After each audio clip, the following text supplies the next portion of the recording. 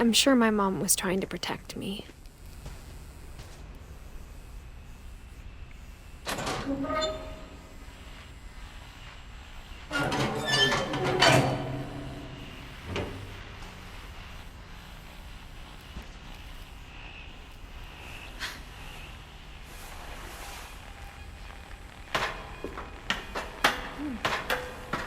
Maybe she was afraid I'd end up like Walter. But if she never told me about an uncle under the house,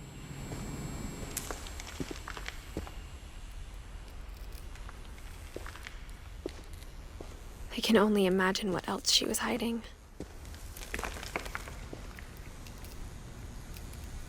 I don't want to make the same mistakes she made.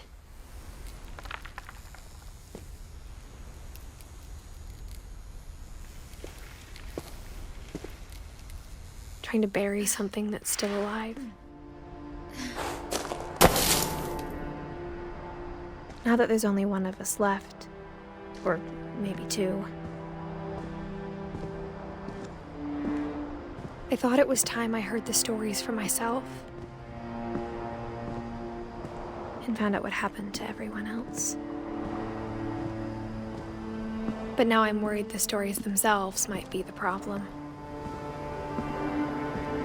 Maybe we believed so much in a family curse, we made it real.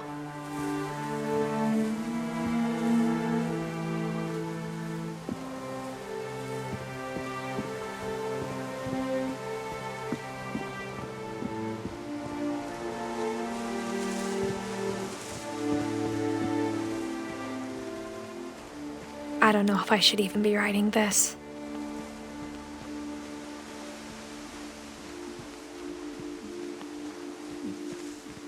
Maybe it'd be better if all this just died with me.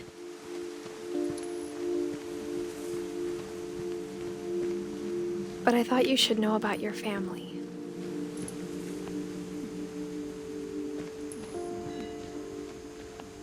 And the history you're a part of.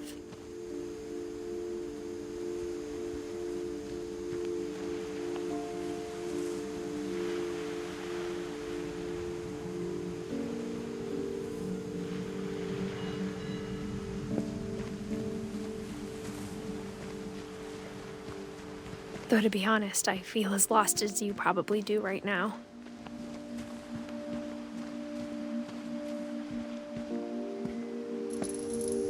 I think the people in these stories believed them, for what that's worth.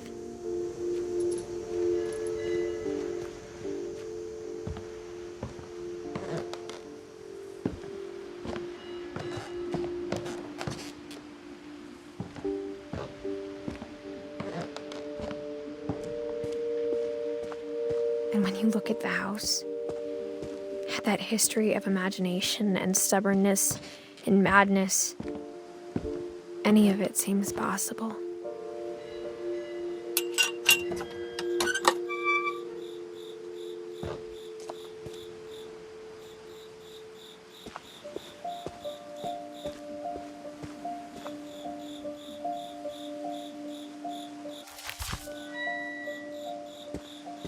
I think we've been surrounded by death for so long, we've just gotten used to it. What kind of family finishes building a cemetery before starting the house?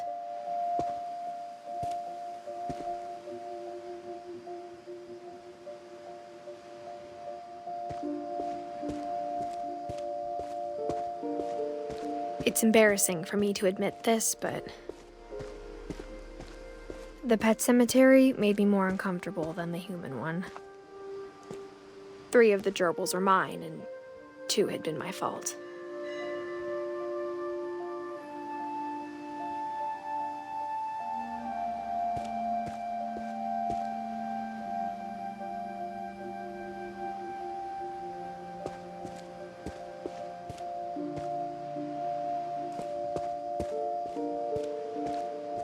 Sven built the house, but it was Edith who designed the cemetery.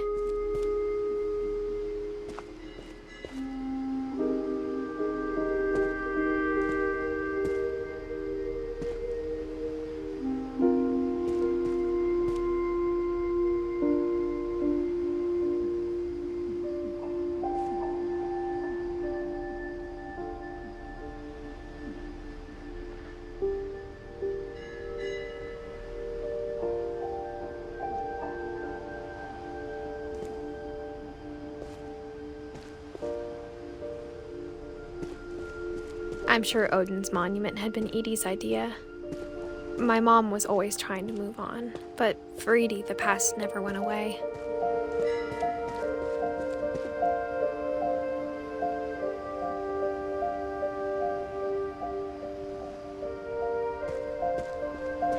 She could see it poking out of the water at low tide.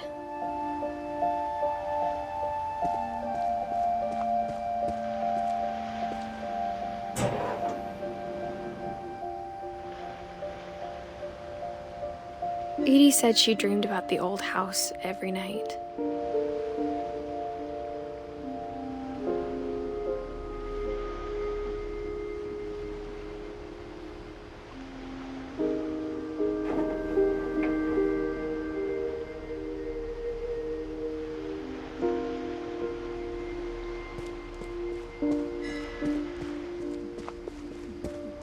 Edie's side was always easier for me to understand.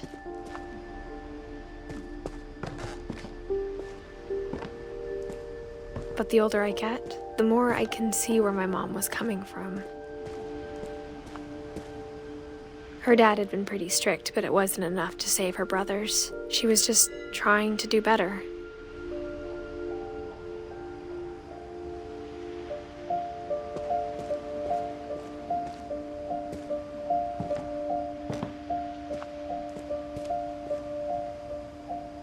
She lost 2 of her brothers, just like I did. I get why she tried so hard to protect us.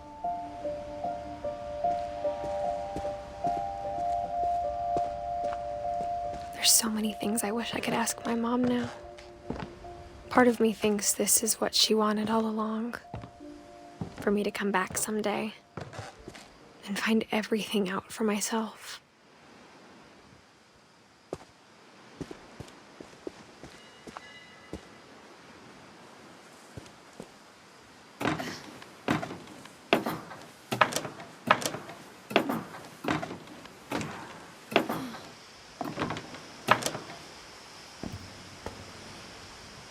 But looking back on it now,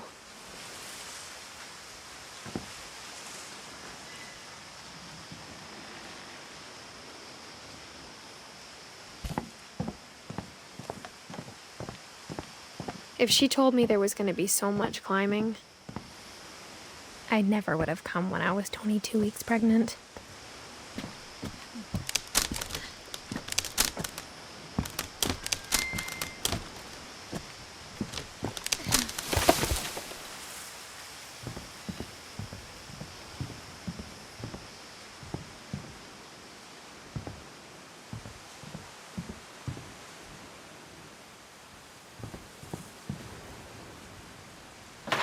I never met Grandpa Sam, but I think he and my mom had a lot in common.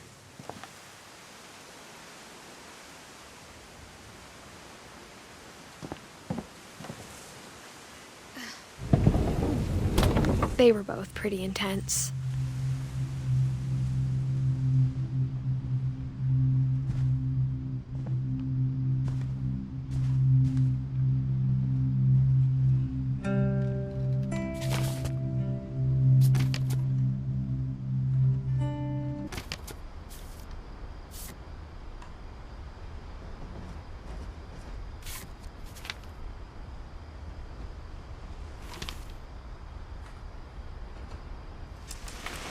Dawn, I promise, you'll never forget this weekend.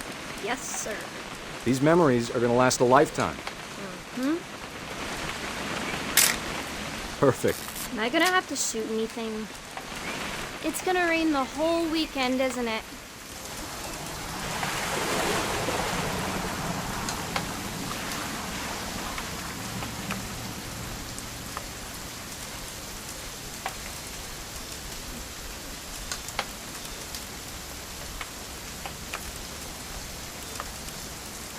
Please just take the damn picture. Hey, language.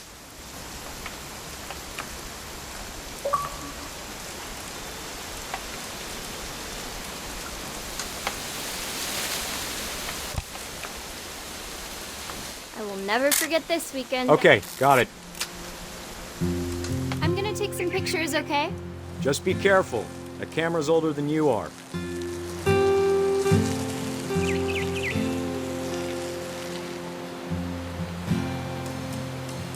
definitely should not have drunk all that coffee. Hey! That's a keeper. I'm just saying, I'm not always gonna be here, Dawn. You'll need to remember this stuff, if you want to survive. I'll be fine, Dad. You know who else thought he was gonna be fine? Some guy who died. Dawn, I'm being serious. I know, Dad. You're always serious. Doesn't being out here make you want to chill out? Well, to tell you the truth, I haven't been out here in 20 years.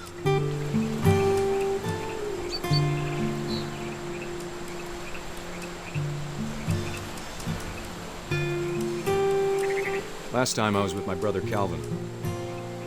Man, that was a Dad! good eyes, Dawn. Before you take the shot, let me get a picture of you.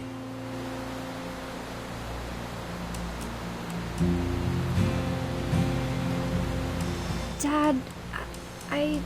Just breathe. Turn off your imagination. Focus on your... Let me get behind you. Do I have to do this? Dawn, you don't have to do anything. Great shot, Dawn!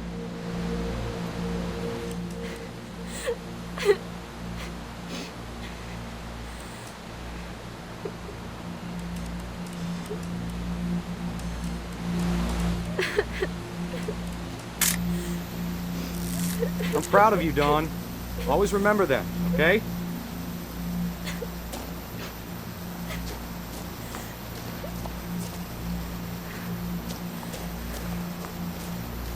Sorry, Dawn, just gotta reset the timer.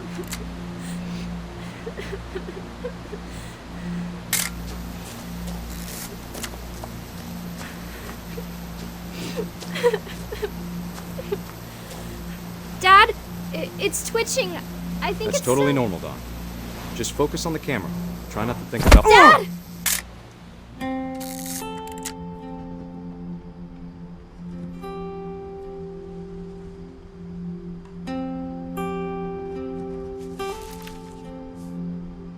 Of all these stories, that's the one I wish most that my mom had told me.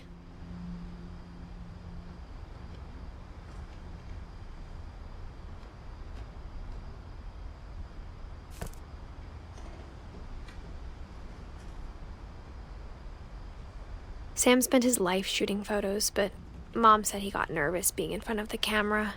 I guess we're all afraid of something.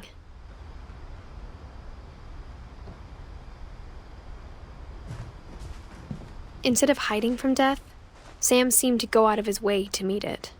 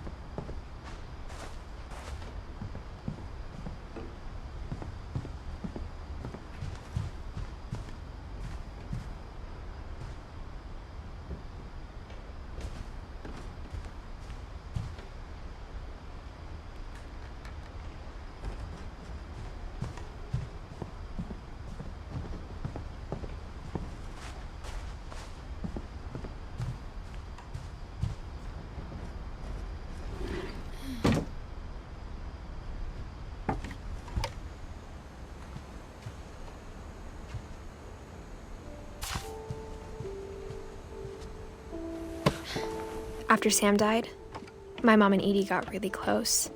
They'd both lost a lot.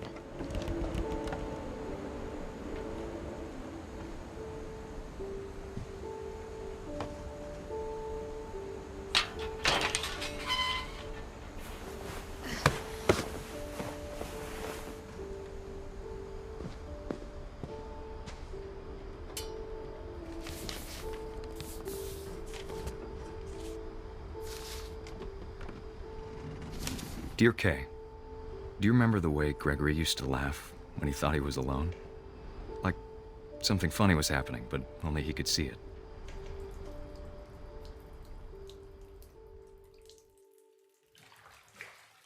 I think he saw things the rest of us don't.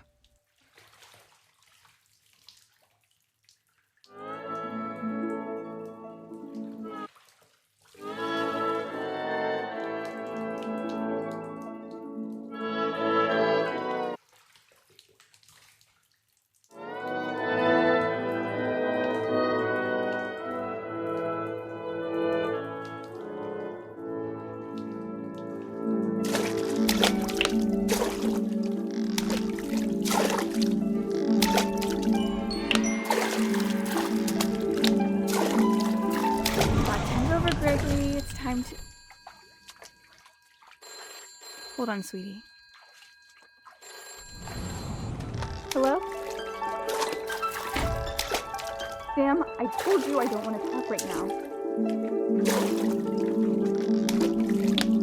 I wonder what he saw. What his world was like.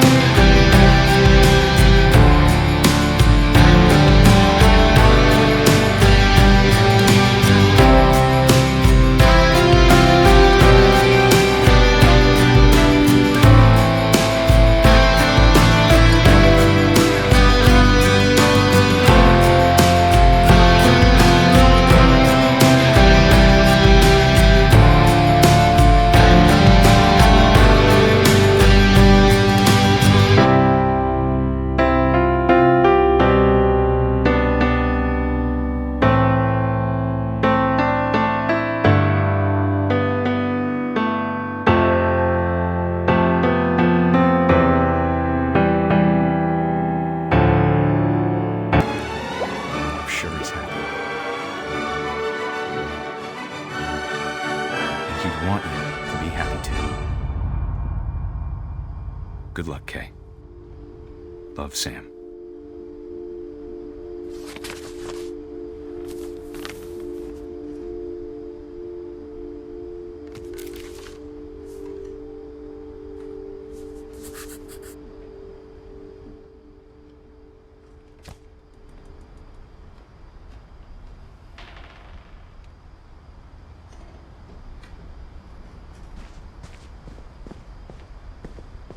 I can't imagine my mom ever writing poetry, and yet...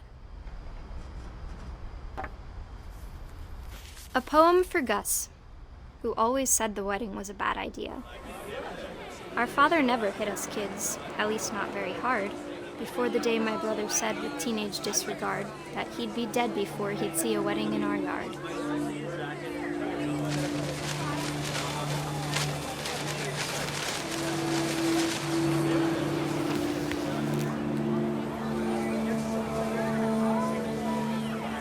My father made him come, of course, but Gus stood far apart, just flew his kite and bottled up the storm inside his heart.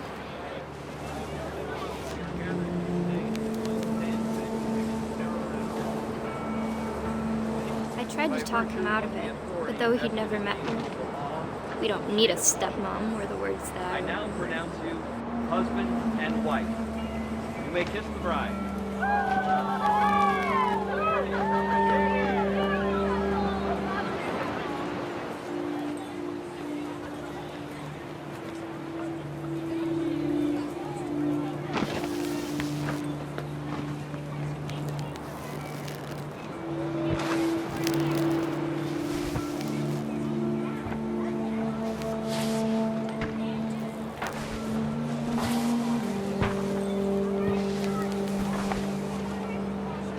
When the time for photos came, Dad ordered him to come here. But Gus declined, and as a sign held up his middle finger.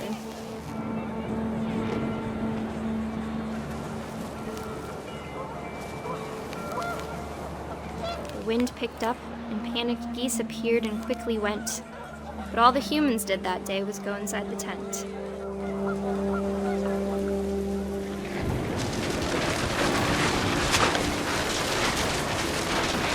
The rain came down in buckets then, but no one seemed afraid that nature might destroy the tent our dad had crudely made.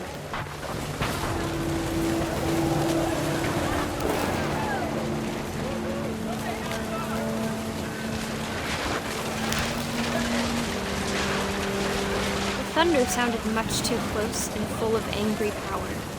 But all my father said to this was, "Make the music louder."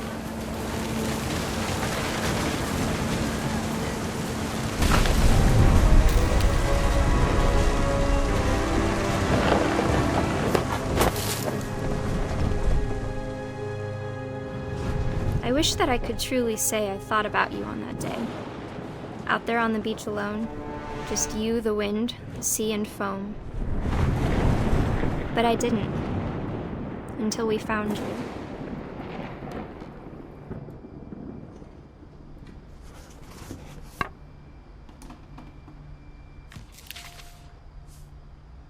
She never talked about him, but Mom told me once if I was a boy, they were going to name me Gus.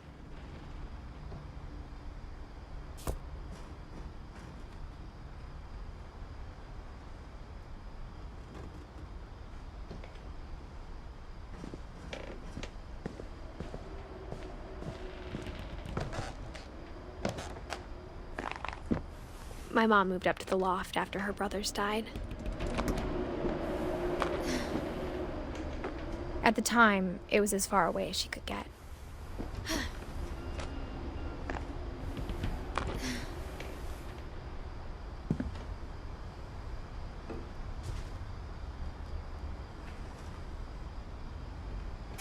Religion was another thing my mom never talked about, but I think it helped her a lot after her dad died.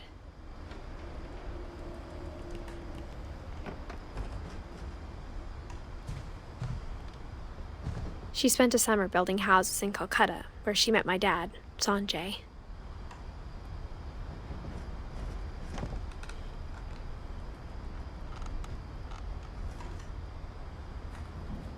My mom moved to India a week after graduation and got a job teaching English. Louis was born a year later.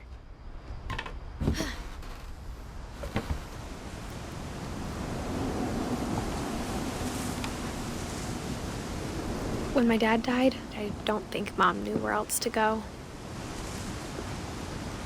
I'm sure Edie was happy to have her back. And to see kids in the house again.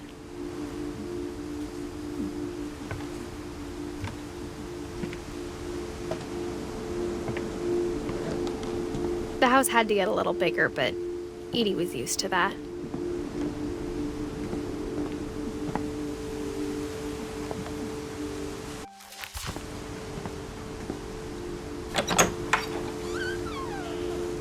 And for a while, things were good, almost normal.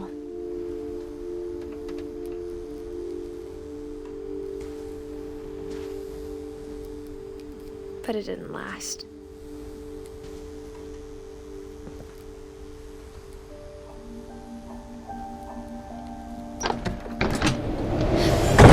beginning of the end was Milton's 10th birthday, when Edie gave him a castle.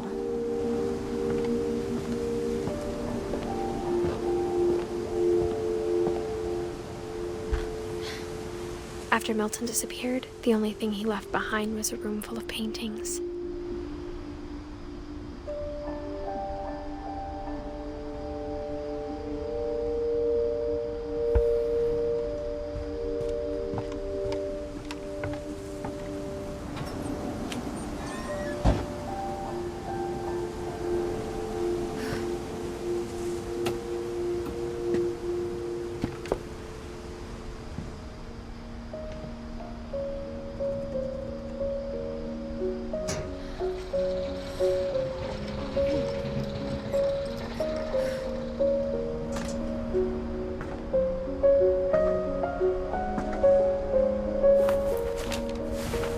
Milton Finch in The Magic Paintbrush.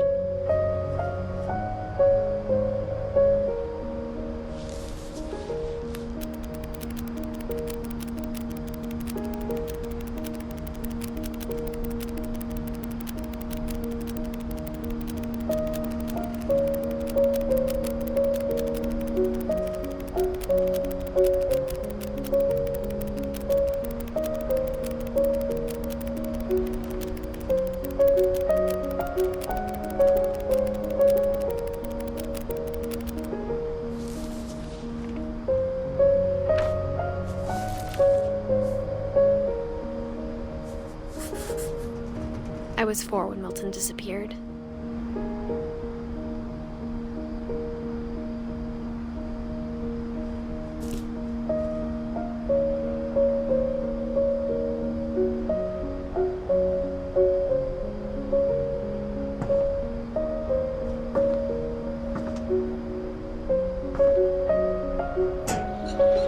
Mom spent months searching for my brother.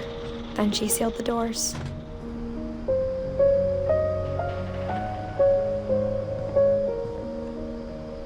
Whatever Milton had found in the house, Mom didn't want it getting out.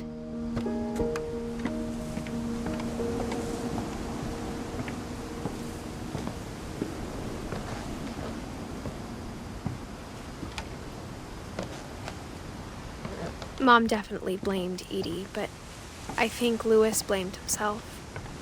After he graduated, he just spent more and more time in his room, until Mom got him a job at the cannery.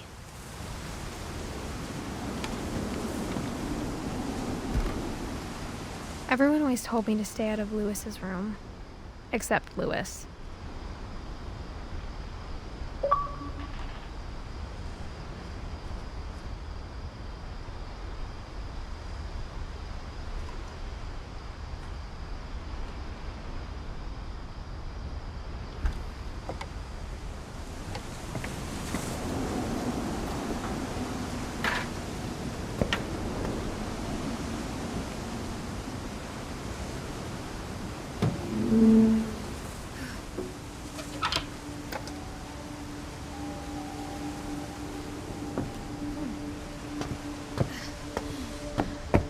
Lewis's room smelled very, very familiar.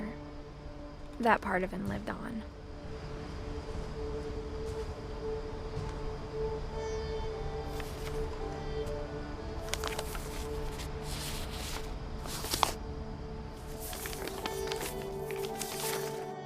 Dear Mrs. Finch, as Lewis's psychiatrist, I can understand your desire for an explanation. As I see it, the trouble began in January, shortly after we convinced your son to seek treatment for substance abuse. Newly sober, I believe Lewis first noticed the monotony of his daily life.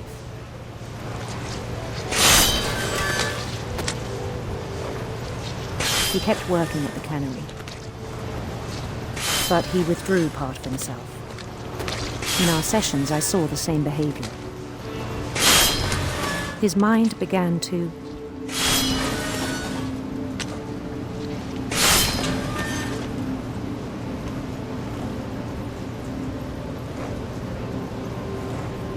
wander.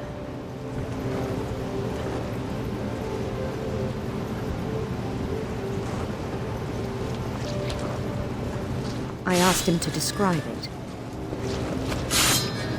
He said he started small, imagining a labyrinth. He'd feel his way about. Then something moved. Bats. And toads.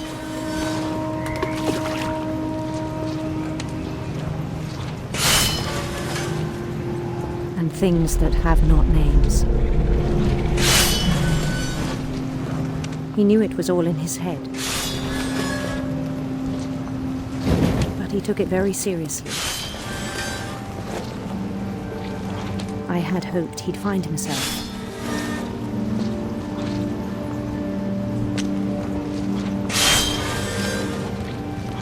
But he found something more.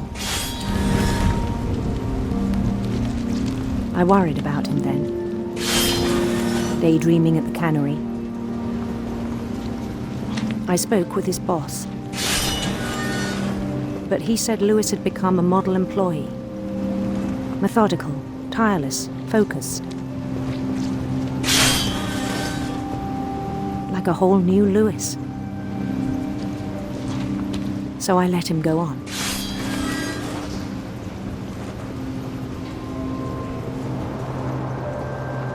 I even encouraged him. It seemed very promising at first. He told me he'd made a new friend.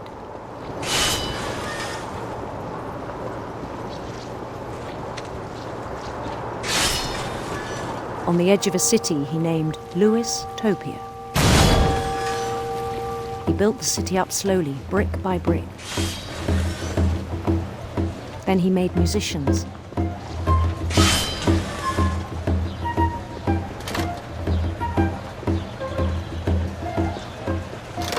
And songs for them to play. He talked about starting a band. And he was always humming something. Every day his imagination grew stronger.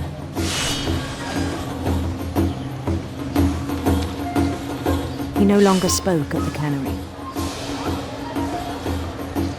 But his chopping was as reliable as ever. Then one day it struck him that all the cheering crowds, even the stones under his feet, were all in his imagination, so he could do whatever he wished.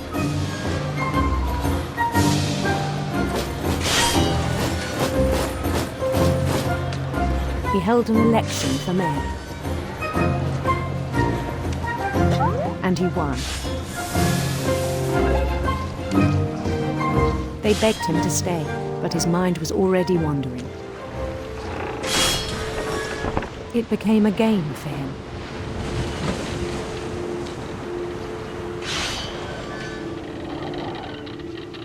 He'd conquer a city, then immediately push on.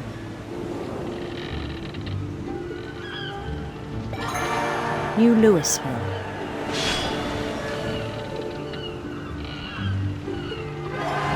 St. Louis. He started drifting away from our reality.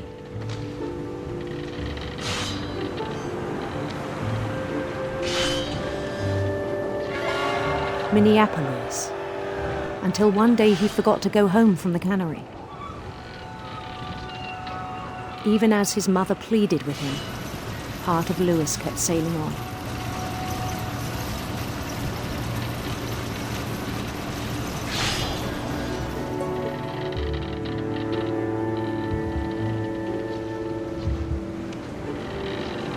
In Lewisburg, he heard rumors of a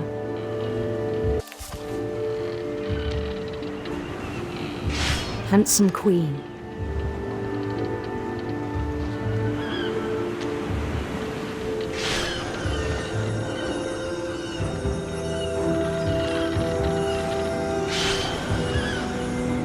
The queen was on her own quest for sinister serpents.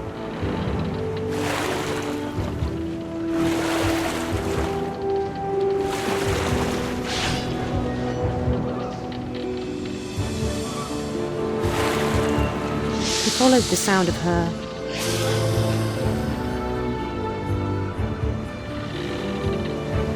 silver harp.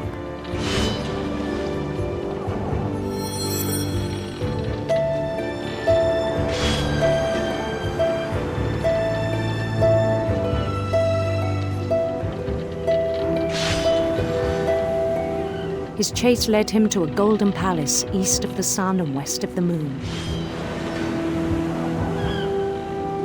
Even then, his logic remained sound. He knew the world was all in his imagination.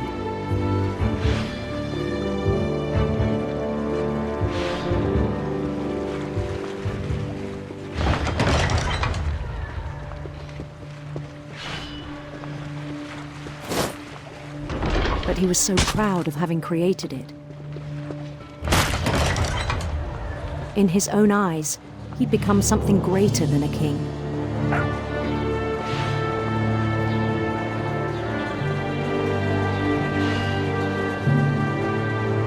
For someone who'd never known success in the real world, I think it was overwhelming. And then it struck him that the real Lewis was not the one chopping salmon, but the one climbing the steps of a golden palace.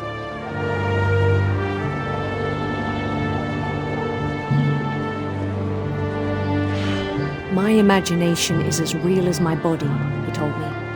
It was hard to argue with him.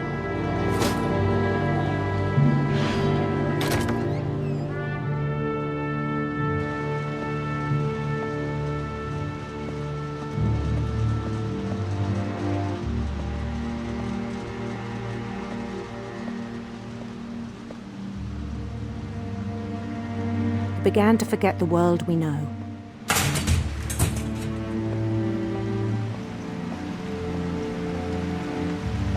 I think it pained him to remember Lewis, the cannery worker.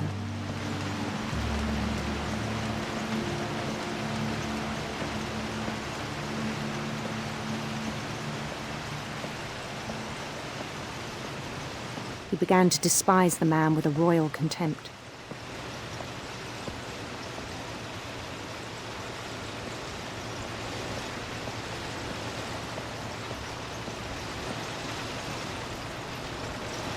I still thought I could save him. Even after he said he was being crowned king over all the lands of wonder. The palace would be packed with his companions.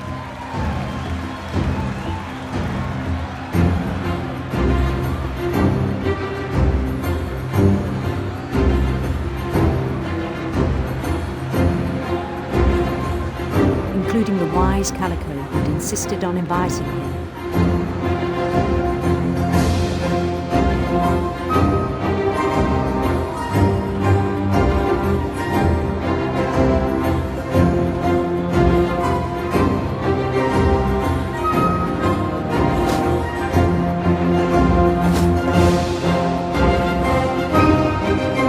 His queen waited, holding his crown.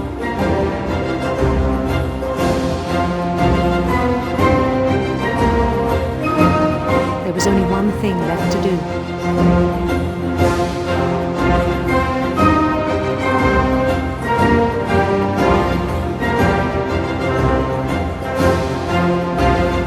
Bend down his head.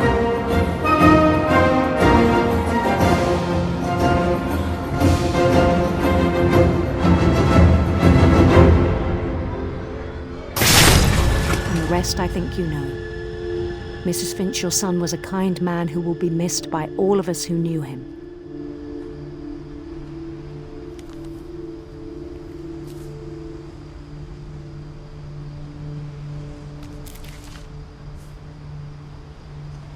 My brother was really cool. I wish you could have met him.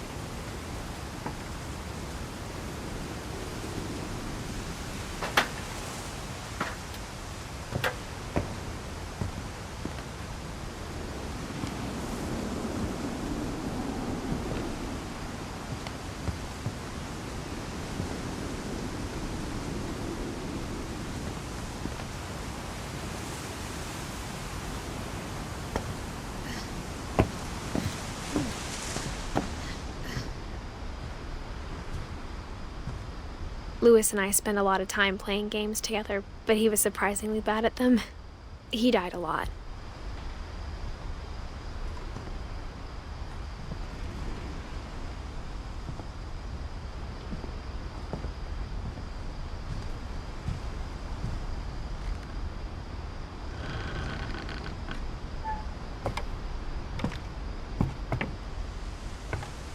On the way back from Lewis's funeral, my mom told me to start packing.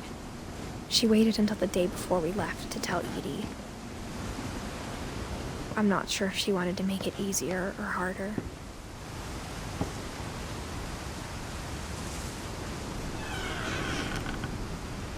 I wish we'd stayed. But I understand why we left.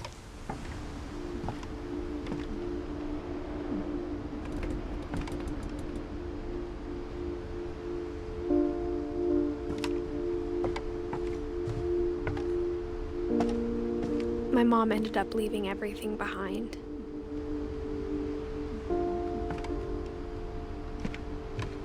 What happened that night had been coming for a long time. Maybe it should have come sooner.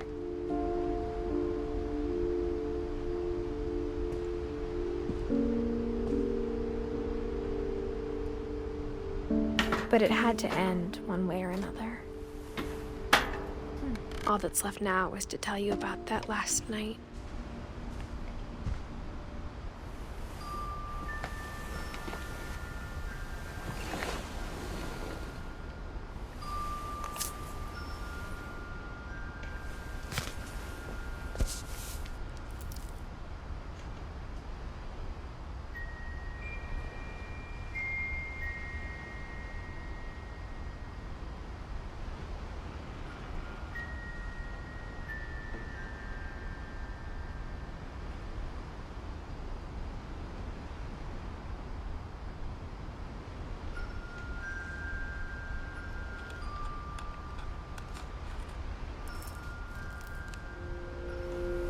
That whole last day, Edie just watched us pack and didn't say a word.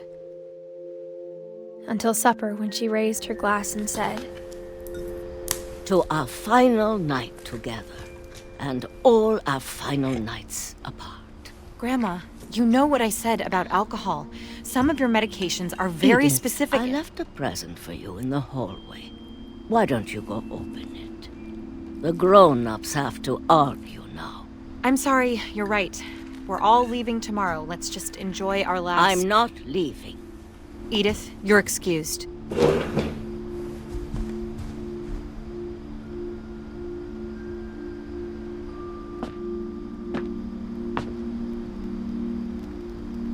The power had been shut off that morning, but Edie always had plenty of candles.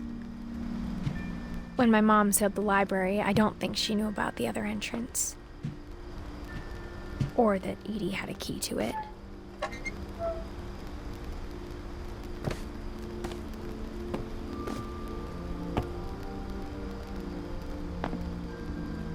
That thing you're afraid of isn't going to end when you leave the house. Edith has a right to know these stories. My children are dead because of your stories. I think it's best if Edith and I leave tonight.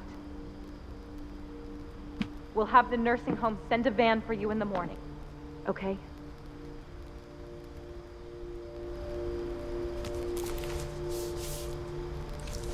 Dear Edith, there's so many stories I wish I could tell you, but there's only time for one. This is about what happened on the night you were born. That night, the tide went way, way out. It was the first and last time I ever saw the old house aground. There'd been an earthquake out in the middle of the ocean. They called it the lowest tide in 1,000 years. God, it smelled awful. You know, I've seen that house every day of my life.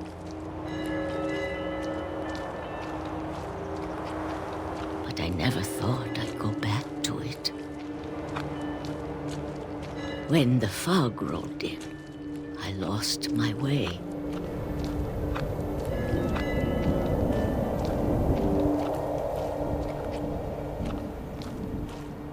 I got turned around.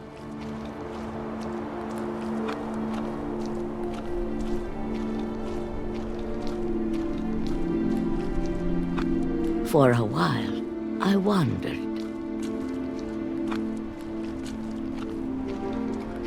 I started seeing things.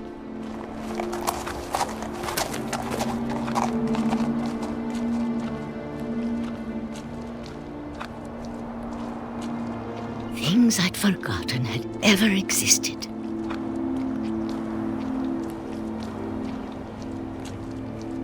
But when I saw them, they felt like old friends. That night, a lot of things came back to me. Or maybe I came back to them.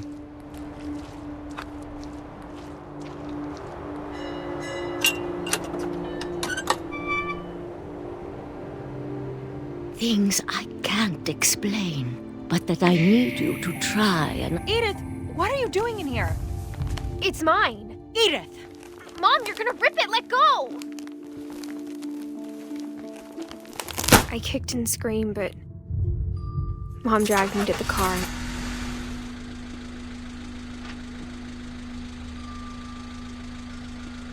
I never saw Great-Grandma Edie again. The next morning, the van came to pick her up, but she was already gone. After that, we moved around a lot.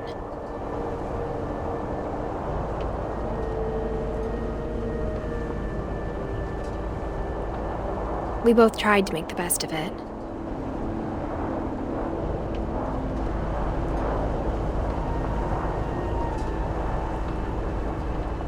A few years went by.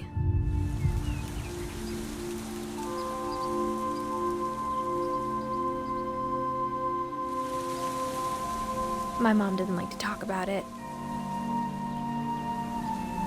but she started getting sick a lot. The rest happened pretty quickly.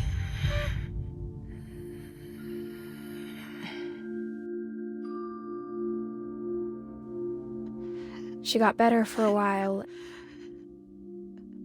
and then she didn't.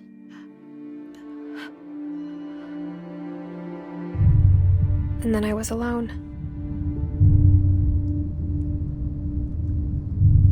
The last Finch left alive.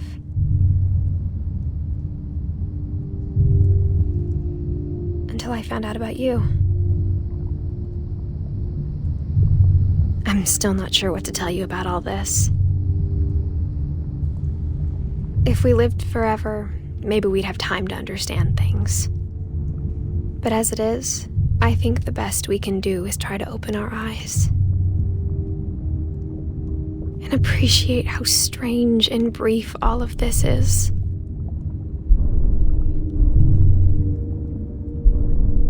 This journal was supposed to be for you.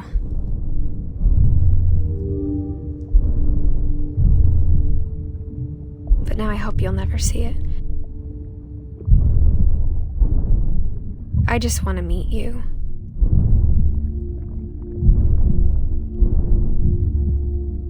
And tell you all these stories myself. But I guess if you're reading this now, things didn't work out that way.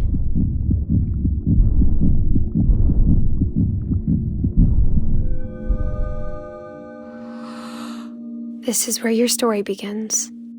I'm sorry I won't be there to see it. It's a lot to ask, but I don't want you to be sad that I'm gone. I want you to be amazed that any of us ever had a chance to be here at all. Good luck.